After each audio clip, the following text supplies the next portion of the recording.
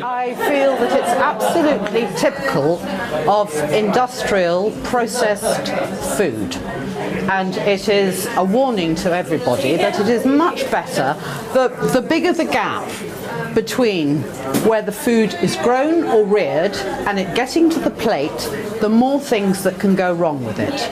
I think also the pressures to bring prices down for an inferior product has a long-term impact on people's health, and I think it's a useful thing in a way, because it challenges us all to think about what we're eating, how the food is made, who's producing it. I mean, if you look back to the 70s, it was vegetarian food was worthy.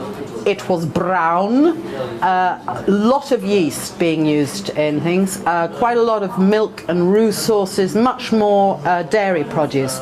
Now there's been a real big sea change away from dairy and away from wheat and gluten. Much lighter Mediterranean, Asian style cooking. And I mean, it's fantastic, the influences that you can bring to bear on your food.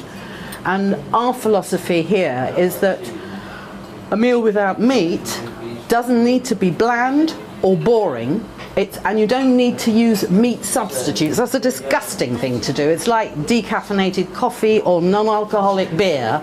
What is the point? There are things that in their own right are absolutely delicious, and that's what you make use of. And it's exciting. The first thing that hits you with vegetarian cookery is you open a book and it looks like 50 ingredients because of the spices and the fresh herbs. It takes a little bit of thinking, and what I would suggest if somebody's thinking about shifting, start with 1 meal a week. So then add 2 meals if you like it.